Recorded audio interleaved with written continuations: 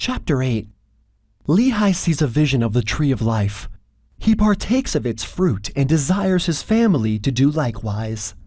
He sees a rod of iron, a straight and narrow path, and the mists of darkness that enshroud men.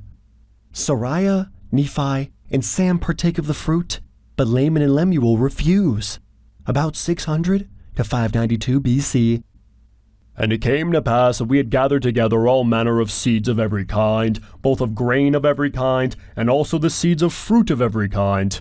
And it came to pass that while my father tarried in the wilderness, he spake unto us, saying, Behold, I have dreamed a dream, or in other words, I have seen a vision. And behold, because of the thing which I have seen, I have reason to rejoice in the Lord because of Nephi and also of Sam, and I have reason to suppose that they, and also many of their seed, will be saved. But behold, Laman and Lemuel, I fear exceedingly because of you. For behold, methought I saw in my dream a dark and dreary wilderness. And it came to pass that I saw a man, and he was dressed in a white robe, and he came and stood before me. And it came to pass that he spoke unto me, and bade me to follow him. And it came to pass that as I followed him, I beheld myself that I was in a dark and dreary waste. And after I had traveled for the space of many hours in darkness, I began to pray unto the Lord that he would have mercy on me, according to the multitude of his tender mercies. And it came to pass, after I had prayed unto the Lord, I beheld a large and spacious field. And it came to pass that I beheld a tree, whose fruit was desirable to make one happy. And it came to pass that I did go forth and partake of the fruit thereof, and I beheld that it was most sweet, above all that I have ever before tasted. Yea, and I beheld that the fruit thereof was white, to exceed all the whiteness that I had ever seen. And as I partook of the fruit thereof, it filled my soul with exceedingly great joy. Wherefore I began to be desirous that my family should partake of it also, for I knew that it was desirable above all other fruit. And as I cast my eyes round about, that perhaps I might discover my family also, I beheld a river of water, and it ran along, and it was near the tree of which I was partaking the fruit. And I looked to behold from whence it came, and I saw the head thereof a little way off, and at the head thereof I beheld your mother, Sariah, and Sam, and Nephi, and they stood as if they knew not whither they should go. And it came to pass that I beckoned unto them, and I also did say unto them with a loud voice that they should come unto me, and partake of the fruit, which was desirous above all other fruit. And it came to pass that they did come unto me, and partake of the fruit also. And it came to pass that I was desirous that Laman and Lemuel should come and partake of the fruit also.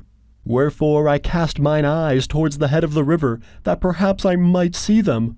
And it came to pass that I saw them, but they would not come unto me and partake of the fruit.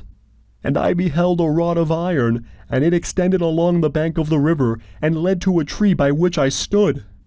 And I also beheld a straight and narrow path, which came along by the rod of iron, even to the tree by which I stood, and it also led by the head of the fountain unto a large and spacious field, as if it had been a world. And I saw numberless concourses of people, many of whom were pressing forward, that they might obtain the path which led unto the tree by which I stood. And it came to pass that they did come forth, and commence in the path which led to the tree. And it came to pass that there arose a mist of darkness, yea, even an exceedingly great mist of darkness, insomuch that they who had commenced in the path did lose their way, that they wandered off and were lost.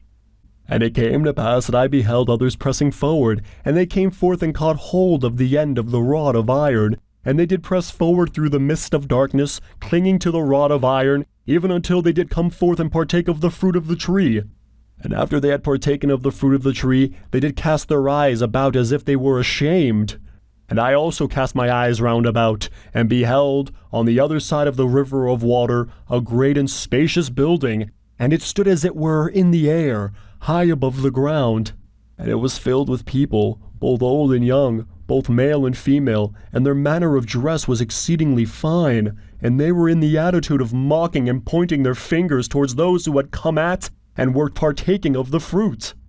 And after they had tasted of the fruit, they were ashamed, because of those that were scoffing at them, and they fell away into the forbidden paths, and were lost. And now I, Nephi, do not speak all the words of my father. But, to be short in writing, behold, he saw other multitudes pressing forward, and they came and caught hold of the end of the rod of iron, and they did press their way forward, continually holding fast to the rod of iron, until they came forth and fell down and partook of the fruit of the tree.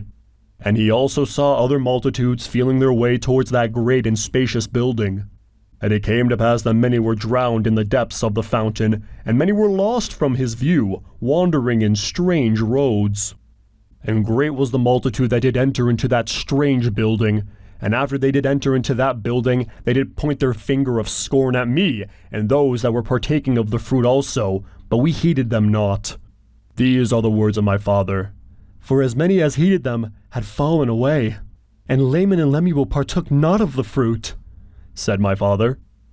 And it came to pass after my father had spoken all the words of his dream or vision, which are many, he said unto us, because of these things which he saw in a vision, he exceedingly feared for Laman and Lemuel, yea, he feared lest they should be cast off from the presence of the Lord.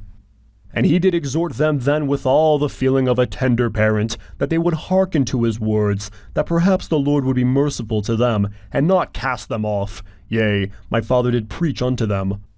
And after he had preached unto them, and also prophesied unto them of many things, he bade them to keep the commandments of the Lord, and he did cease speaking unto them.